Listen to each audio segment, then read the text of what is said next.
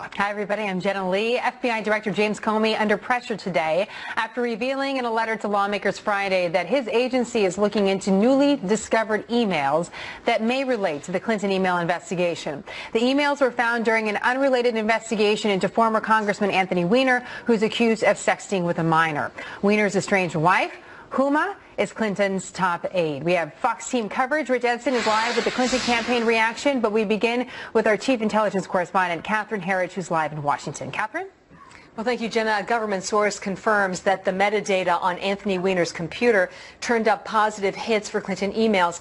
Metadata is like the address on a letter. You know who it's to and from, but simply not the content. Meantime, an intelligence source tells Fox News that based on the metadata review, it appears, quote, a virtual certainty the new Clinton records are on that computer and likely contain classified information.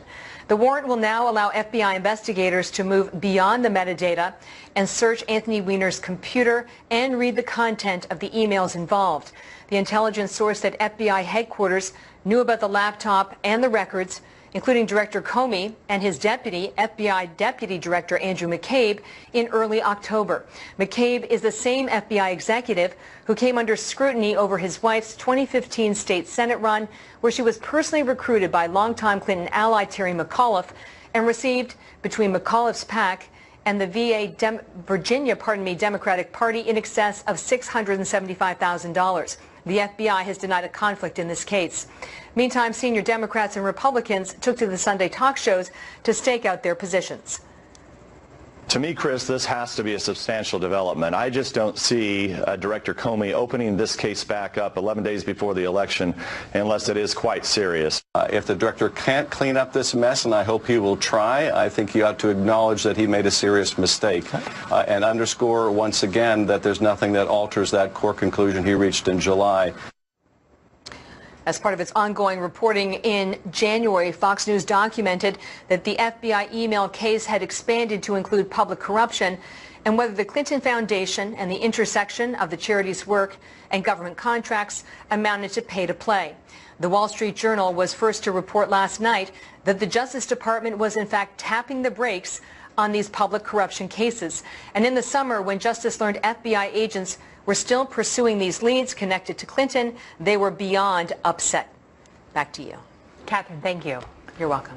Well, the Clinton campaign, meantime, focusing on key battleground states as we await a rally with Tim Kaine in North Carolina and two Hillary Clinton events in Ohio this afternoon. Rich Edson, live in Kent, Ohio right now. Rich. Hey, good morning, John. And Hillary Clinton is on her way here to Kent State University in Ohio as she continues focusing on those swing states. The campaign is also focusing on the FBI director, James Comey, for the reinvestigation of and continuing of the investigation into her and her aides' handling of classified information. The Democrats, the Clinton campaign, have been focusing on attacking James Comey. Some have even called for his resignation. The Senate Minority Leader, Harry Reid, sent a letter to Comey. He questions his previous support, rescinds it, of James Comey and writes, quote, "Your actions in recent months have demonstrated a disturbing double standard for the treatment of sensitive information, with what appears to be a clear intent to aid one political party over another. Through your partisan actions, you may have broken the law." The Clinton campaign is also pushing a letter signed by about 100 former Department of Justice officials, including President Obama's first Attorney General, Eric Holder, in which it claims that Comey's letter is inconsistent with prevailing department policy and breaks with long-standing practices. However, Clinton's running mate, Tim Kaine, claims that James Comey's actions are so outrageous it may actually help their ticket by pulling out people from the Democratic base. I'll tell you one thing this letter has done. We were chatting about this backstage. It has kind of revved up some enthusiasm, a little bit of righteous indignation and righteous anger. It's revved it up a bit. Meanwhile, Hillary Clinton continues her swing state tour. She will be here in Ohio in a little bit. This is part of the Cleveland media market, which she's trying to appeal to, try to get to the more Democratic parts of the state. This, as the Cleveland Plain Dealer is reporting, that the early voting ballots are a little bit problematic for Hillary Clinton in Cuyahoga County. That's where Cleveland is, the big Democratic parts of the state, saying that the returns thus far for Democrats are lagging behind where President Obama was 4 years ago, according to their analysis. John, back to you. Rich Edson in a critical swing state. Rich, thank you. Brett Baer is now joining us, anchor of Special Report, of course, with a happy Monday to you, Brett. I know you worked all weekend. Yeah. So we have a lot there in the first 5 minutes of our program. And if you could just catch our viewers up, what do you think is maybe the one or two most important headlines coming off this very busy weekend of news? Well, first of all, what Catherine reported at the top there, if that intelligence source is accurate and that it's a virtual certainty that new Hillary Clinton emails and likely with classified information are on that computer, then, and that can be confirmed, that the FBI comes out with that, that's a game changer, obviously. It changes the whole dynamic. This has developed over the weekend. Remember, this is Anthony Weiner's laptop. We were told by sources close to his legal team that it's the result of essentially backing up Huma Abedin's phone, and that's how the emails end up on that laptop. That's their explanation or thought about it. And he is being cooperative. He hasn't been charged. He's not talking with the FBI as of yet. But after a warrant, all those devices were handed over to the FBI. And that started the process. But it went back to October 3rd. So the FBI's had it for a long time. They did get the warrant to go into Huma Abedin's emails, and that's also significant as well. I want to go back to something that Rich just reported to us, that Democrats' early voting in Cuyahoga County in Ohio might be lagging behind what it was in the previous election cycles. If you look at the front page of the New York Times online, they have this article that says this. I'm just going to read from it, Brett. Turnout tallies and interviews with dozens of early voters suggest that even a vintage October surprise may pack less of a punch than it did once. So that's interesting because those are two very different pictures. The New York Times saying, well, maybe this won't have that much of an effect on the election. Rich saying, on the ground, we're already seeing potentially some effect in Ohio. What do you think is the effect? Here we are 1 week out from voting day. So I think we'll get some new polls in the next couple of days. It'll actually push towards the weekend, and we'll get a sense of what the real impact is. But this race was already closing as expected. You know, most races close at the end. This one was already closing, and Donald Trump was seeing a tightening in several state polls as well as national polls. I think that this accelerates that. But to Tim Kaine's point, it may also invigorate Democrats. That's not a joke, because there may be some who thought that this was in the bag, and they may get enthusiastic by the threat that they keep on hammering that this could really happen, the Donald Trump presidency. On the Republican side, it puts a jolt of energy in people who said he really didn't have a chance. Now they see he has a path to 270, and they say this thing's going to happen. I think you're going to see big money donors, Jenna, move towards Donald Trump, ones that maybe put their money on the side. We may hear that soon. And then money matters. We know that for sure. You know, all last week, all we talked about, and obviously this is the biggest story in the nation, Brett, the FBI investigation. But one of the big stories last week was health care. And this week we have the open enrollment period opening for Americans across the country to see exactly what their health care is going to cost. And we're not really talking about that today because obviously this is the bigger story. But I'm curious how you think that also factors in just before the election for viewers and voters to see those actual prices. Politically, I think that's the bigger story, because if you think about it, the families that are affected with these not only higher premiums that are exponentially higher in some states, 116% in Arizona, other places, but also the deductibles. We don't often talk about the deductibles and how high they are. So even if you're paying premiums and you get the subsidy, the deductible that you have to pay before they kick in the health care is significant. it in some places, and the choices are fewer. Now, the administration says they're going to try to fix this, as does Hillary Clinton, but that is probably the biggest political mover. And for the Senate candidates, with the balance of the Senate hanging on Election Day, I think Republican Senate candidates look at what happened with the emails, Obamacare, and think, they've got something to run on there. An interesting combination of stories. Brett, we look forward to your special report tonight, as we have over the last few days. It's nice. I think we should just do 7 days of special report. Oh, what do you sure. think? No big My deal. family will be fun. Brett, thank you very much. We look forward to seeing you at 6 p.m. It might be a different world by then. Keep it right here on the Fox News channel for all the latest 2016 election coverage. Join us Election Day, of course, this next Tuesday, November 8th. We're going to have live coverage throughout the day and all night until the results are in. It's right here, fair and balanced, only on Fox News. Well, much more on the FBI's new investigation into the Clinton emails. It broke just Friday during our second hour, and how it could affect Hillary Clinton even if she does win the White House. We'll go in depth. Plus, a Spirit Airlines flight sitting on the tarmac for hours and hours. What was behind this terrible delay? And we want to hear from you. Will the FBI investigation of new emails give Donald Trump a path to win the presidency? What do you think? Our live chat is up and running. Go to foxnews.com/happeningnow to join the conversation. A Fox News alert with developments on our top story as the FBI obtains a warrant to look over more than 650,000 new emails found on devices that may have been used by Hillary Clinton's top aide, Huma Abedin. There is new fallout about what could happen if Clinton does win the White House after all of this. Joining us now, Greg Jarrett, Fox News anchor and former defense attorney.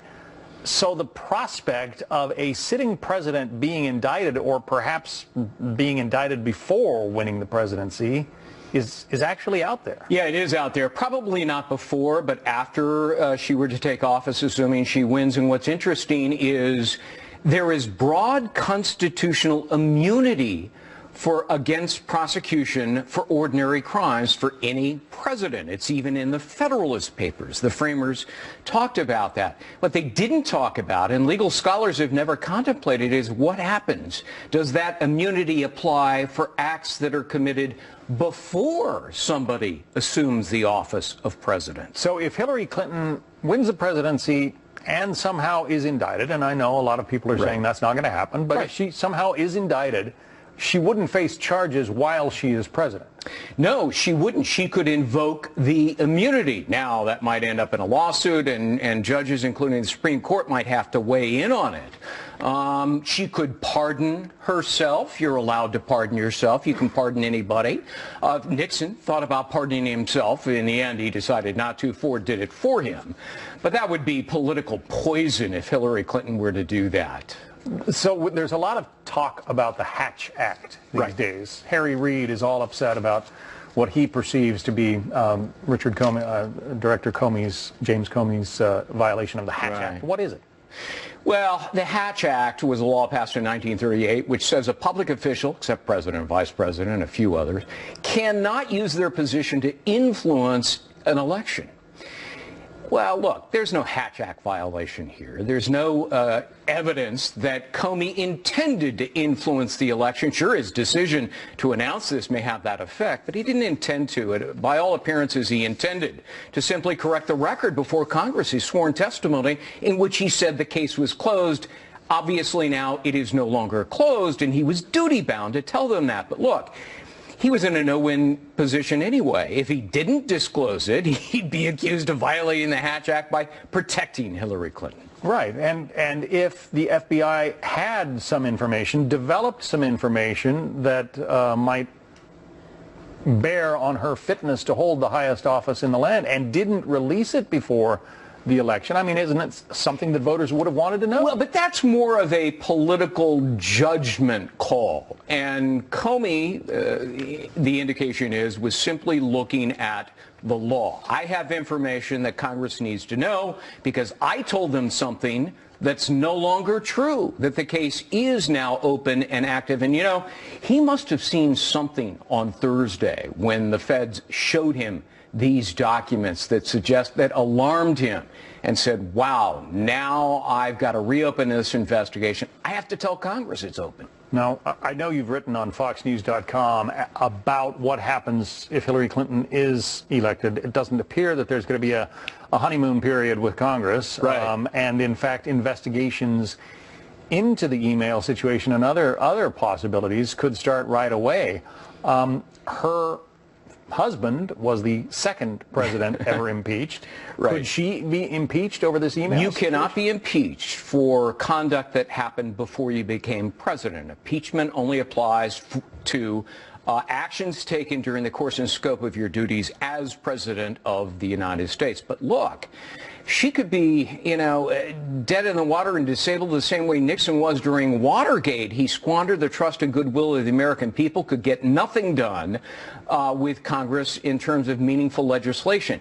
There will be continuing investigations by Congress, assuming Republicans hold the House, into bribery, obstruction of justice, perjury, fraud, illegal use of a nonprofit charity, i.e. her foundation, pay for play. All of these are active investigations which the chairman of the various committees in Congress have vowed they will pursue and pursue vigorously. And if memory serves, she was a young lawyer who served the committee, working the Democrats on the committee, impeaching. She was. And, one wonders, did she learn nothing from the Nixon scandal, that power tends to corrupt and you have to sort of behave yourself? Most people who are enveloped by scandal learn from one scandal. Yeah. Clean up your act. Stay away from it.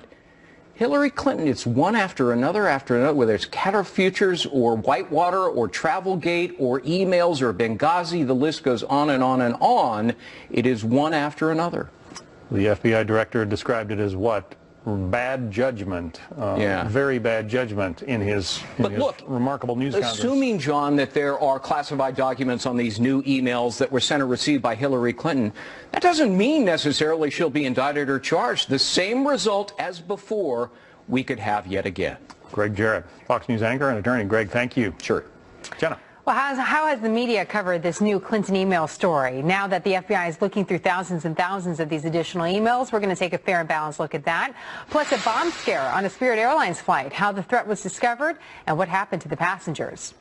Well, right now, passengers facing a travel nightmare after a bomb scare forced a 6-hour delay for folks on a Spirit Airlines flight from Fort Lauderdale to Dallas. And a local TV station reporting that it all started when a passenger alerted a flight attendant after seeing another passenger's cell phone with a text message reading, quote, "Your bombs are in place." There was a man, indeed, that did send bomb threats. The fire marshals came and pulled him off the plane. Other man, unfortunately, Middle Eastern descent. So, this is what's going on. Authorities searched the plane before giving the all clear for takeoff at 2 a.m. this morning. The FBI reopens its investigation into Hillary Clinton's private emails. Joining us now, Tammy Bruce, radio talk show host, and Leslie Marshall, syndicated radio host. Both of them are Fox News contributors. So all of a sudden, the media are paying attention to this presidential race in ways they haven't before. Tammy, you almost get the feeling that for a lot of media outlets, it was a little boring watching this, 10, 12-point Hillary lead. And now all of a sudden they're paying attention to it, making it more of a horse race. Well, look, I think that it took a lot of energy to keep it at that supposed 12-point lead. You had actually a huge spectrum from Investors Business Daily and the LA Times poll at 1% or tied, all the way up to swings up to 12 and 15 points ahead. And that takes a lot of work to keep that going. At the same time, remember, prior to this latest drama, Obamacare had hit. And this is, of course, it continues to hit. It continues to destroy people's lives economically. This is a part of the liberal agenda of what it is that Americans are getting tired of and are feeling in the pocketbook. The jobs issues are still remain. So economics were a big deal. And yet at the same time, you had at the big day when the discussion about how high the new premiums would be on Obamacare, there was not one story in the Washington Post on that story. So there's a lot of energy and a lot of thought that goes into what not to cover as much as what goes into what to cover, especially when it comes to the bias that exists with the media these days. Leslie, I suspect you see it somewhat differently. Well, I do see it differently because obviously if everybody was in cahoots to have Hillary win, you would not have seen those headlines that we saw or the trending on Twitter. Sorry, Donald Trump, you were wrong about that. Huma Abedin, Anthony Weiner, Clinton, October surprise, all trending over the weekend on Twitter. Quite frankly, I think any network, whether they're cable mainstream media, if they're a newspaper outlet, they want to make money. They're a business. So they're going to lead with something that their viewers or their readers are going to be interested in. And quite frankly, if we look historically at the last presidential elections in modern day, it is normal for the race to tighten in a couple of weeks before the election because we're pretty much almost a 50-50 divided country, largely partisan, Republican and Democrat, and that's how we see people vote. Even Hillary Clinton said it's going to be a very tight race a while ago, and quite frankly, even though there was a 12-point lead, we know the polls have gone up and down, and we have seen in the primaries that not all the polls have been 100% accurate. Tammy, what do you make of the criticism that the FBI director is getting? He had essentially closed the book on the Hillary Clinton investigation, that extraordinary news conference back, I think, in July. Now, all of a sudden, he says, hey, let's open it up again. We've got some new information, and he is getting pilloried by Republicans and, by Democrats and some Republicans. Yeah, look, the reason he had to have that strange press conference way back at the first investigation was because of the meeting of Loretta Lynch and Bill Clinton on that tarmac. She met with the spouse of a target during an investigation, which is, of course, extraordinary. So he was put in a very political position. In this particular case, we know the New York FBI agents had looked at the emails in the Anthony Weiner laptops and the Huma Abedin laptop there for weeks. Clearly something had occurred, and Catherine Herridge actually has just reported on our air that, in fact, the metadata shows that there are Hillary Clinton emails there, and many likely classified. So this becomes something very serious for Mrs. Weiner. It becomes even more serious for Hillary if, in fact, that there are classified documents on that laptop. Then now they have to figure out where that laptop came from, what else it's mixed in with. So I think he did it because he had to. And keep in mind, John, that not doing something is also an action. Yeah. So whether he did something or if he waited, both are choices. And so I think what he did was what he would do under any case, that this was serious, it mattered now, and he needed to report it. Leslie, isn't it the case that, well, it appears we have lost our connection to Leslie? I had Leslie. nothing to do with that. She's been bleach-bitted out of existence, I guess. Okay, well, it appears we've lost our connection to Leslie. We apologize to our viewers for that. Tammy, since you're still with us, I'll just ask you this question. Sure. I mean, isn't it the case that Hillary Clinton really has no one but herself to blame for the situation in which she finds herself? I mean, everybody is attacking the FBI director, but if she had never used this private email system, which she has acknowledged responsibility for and apologized for, none of this would be happening right now. Well, of course. I mean, the Clintons have it, both Bill and Hillary Clinton, their tendency is to blame the messenger. So we've seen this as being one of their strategies. And for Mrs. Clinton, look, she's learned in a lot of ways from her husband, who has been the politician, if you will. And I'm a feminist, and I give women all the credit in the world for causing their own success and their own problems. But she has been moved through a swamp of Washington, D.C. that in a way creates these kinds of monsters. And a lot of people try to resist it, but this is why there's such success with Donald Trump's Drain the Swamp, that it's an environmental systemic problem, and they happen to be representative of it. So yes, of course, she is the author of her own destiny.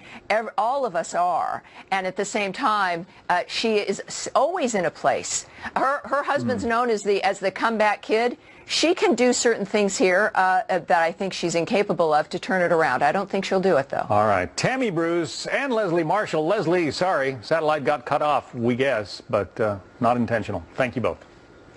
Well, new concerns about a foreign organization taking an interest in our election, the international watchdog monitoring the race, and why some are objecting to that. A Fox News News alert and a new revelation from WikiLeaks that could impact the interim chair of the DNC, Donna Brazile.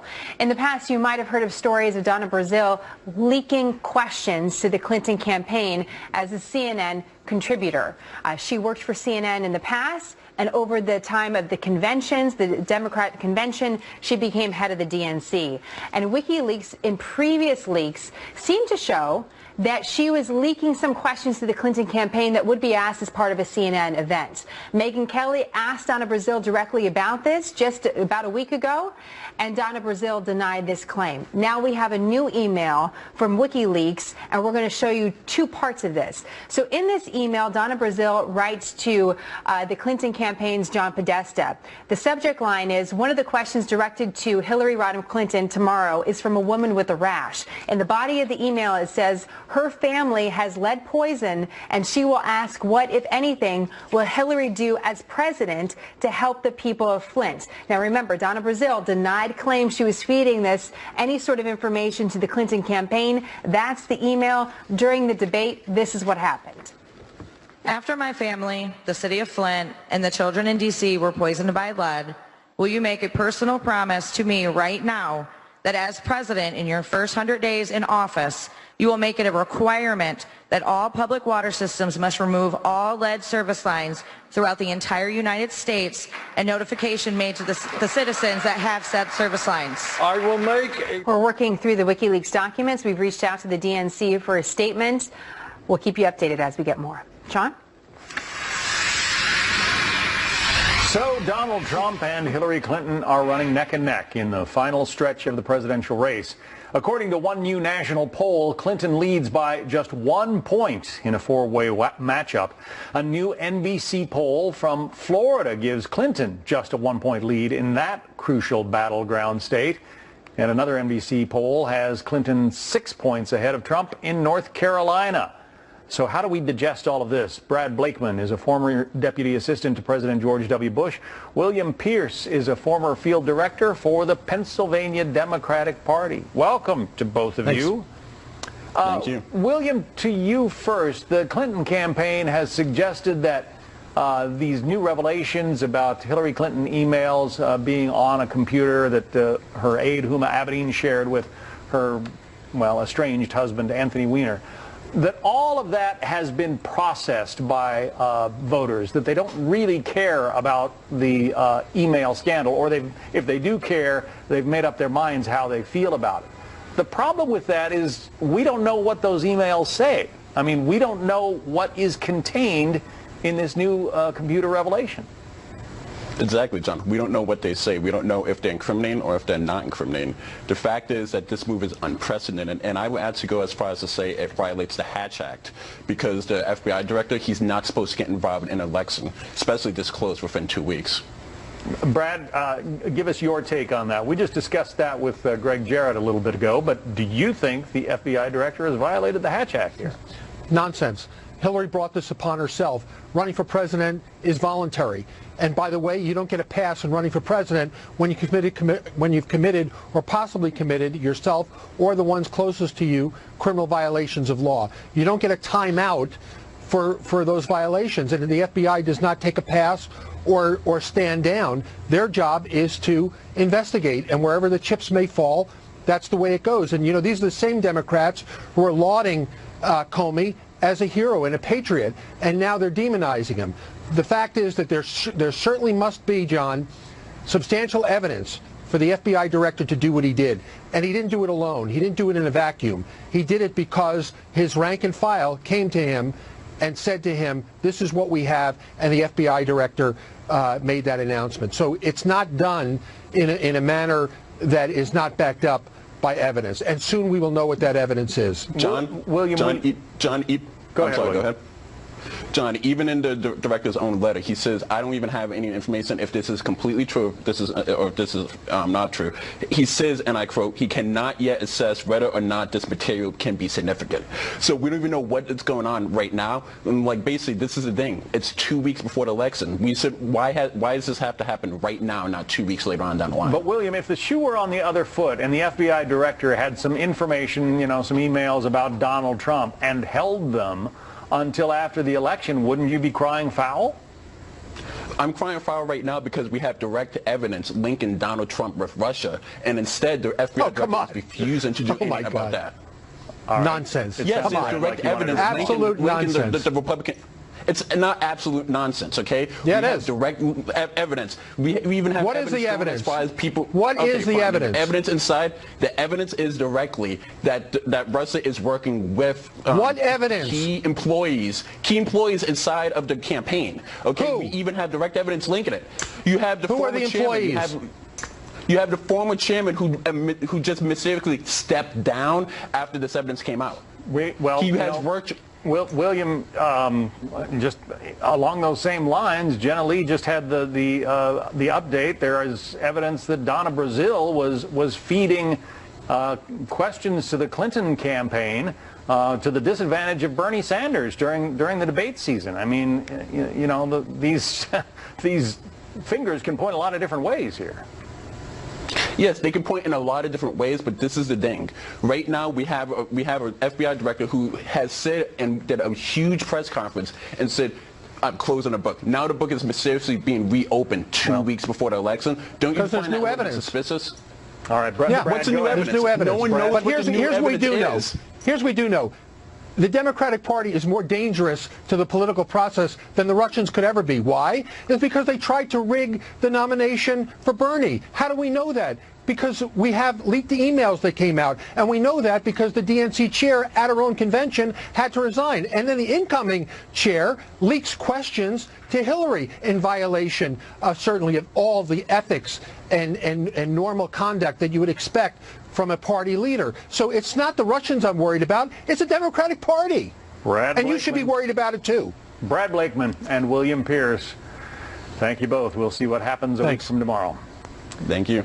So for the very latest on the 2016 election, keep it right here on Fox News Channel and join us Tuesday, November 8th for Election Day. Complete coverage throughout the day and into the night of all the big races. It's all here on Fox News Channel. Do not miss our coverage. Well, long manhunt for an armed and dangerous murder suspect comes to a violent end. The latest on the chase and shootout that took Michael Vance out.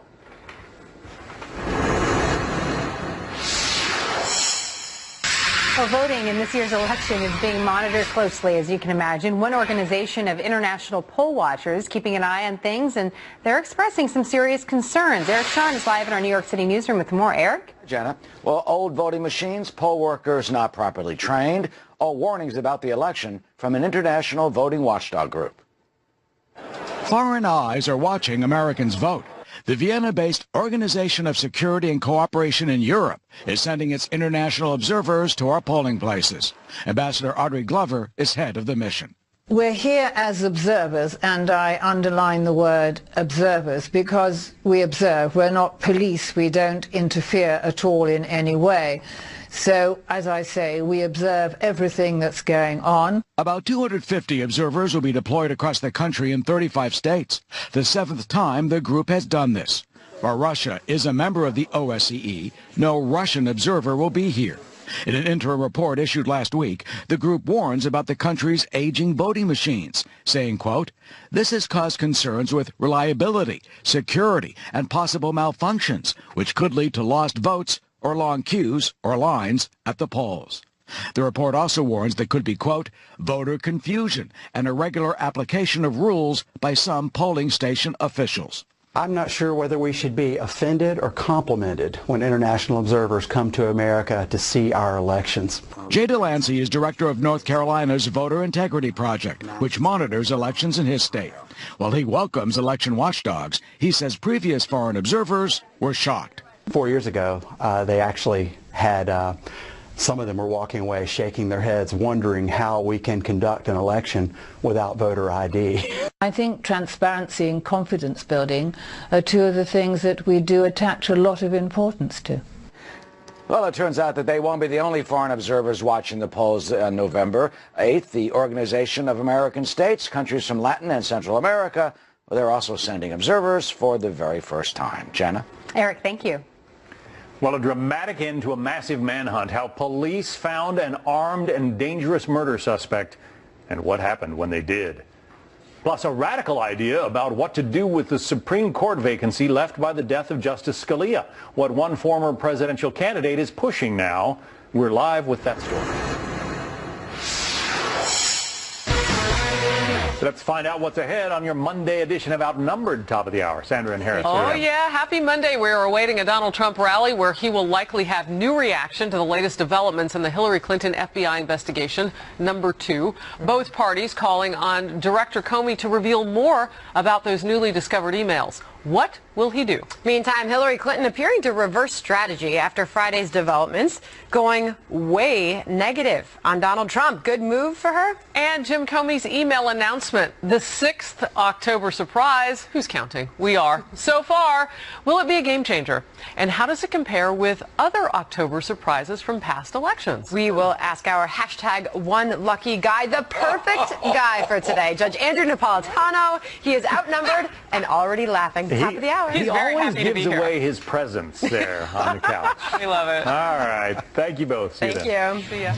Well, right now we're learning more about the violent end to a manhunt for a dangerous murder suspect. Oklahoma authorities say a tip led them to the spot where Michael Vance Jr. was apparently camping out. And even though he ran from the campsite before police could capture him, he was later killed after a car chase and a fierce gun battle with Oklahoma Highway Patrol troopers. Vance has been on the run since October 23rd, when police say he killed 2 of his relatives and shot and wounded 2 police officers. We've had 9 justices serving on the Supreme Court for nearly 150 years, but now Senator Ted Cruz is suggesting not filling the vacancy left by Justice Scalia. In fact, he says there is precedent for 8 justices or even fewer on the bench at the highest court in the land. Shannon Bream, live at the Supreme Court with that. Shannon. Hi, John. Well, of course, the Supreme Court is front and center this election year because there is an empty seat, and it could be a critical 5th vote for some very hot issues coming down the pike. You mentioned Senator Cruz. He did talk about this last week in Colorado, and he said there's long precedent for there being less than the 9 justices we've become accustomed to in the last few years. He also pointed out that Justice Breyer himself said the court is working well without it. He then went on to say, though, what's most important is that people get out and vote for the candidate they think will have the nominees that line up with them best on issues like religious freedom and gun rights. His, though, GOP Senate colleague John McCain just days ago stirred up some controversy by saying this. I promise you that we will be united against any Supreme Court nominee that Hillary Clinton, if she were president, would put up. McCain's office clarified that a bit, saying, listen, he's just going on her record of supporting liberal nominees, and of course he'll give any Supreme Court nominee a thorough examination. There is some tough talk, though, on the other side of the aisle. The Democrats' vice presidential nominee, Senator Tim Kaine, said recently, you know, just in 2013, a few years ago, then Senate Majority Leader Harry Reid changed the rules of the Senate, essentially blew them up with a nuclear option. It used to take 60 votes to get a nominee to move forward. He changed it to 51. Well, Kaine now says, though it hasn't applied to the Supreme Court yet, that could change very soon. As you can see, though, business as usual here at the Supreme Court, hearing 2 cases today, so it continues even though they are lacking that 9th member for now. John? Justice Merrick Garland, or Judge Merrick Garland, actually, he's been put forward by President Obama. No action on that in the Republican-led Senate. There has been speculation that if Hillary Clinton is to win the presidency, that Republicans would rather go ahead and hold hearings and confirm Merrick Garland because they feel he'd be more middle of the road than any of her potential nominees. What are you hearing about that? Is that even a possibility? I do think it is a slight possibility. There have been some tiny fissures in that united GOP front we've seen for the senators who basically control this matter in their hands, those on the Senate Judiciary Committee. It's not budging at this point, but there's been some suggestion that if she wins, yes, that Judge Merrick Garland would be much more moderate than somebody she would probably originally put up. So we'll see. For now, the GOP is saying no way, no how. They're not going to move on him. We'll see after November 8th. It is a fascinating time to be there in Washington, D.C. Shannon Bream, thank you. You got it.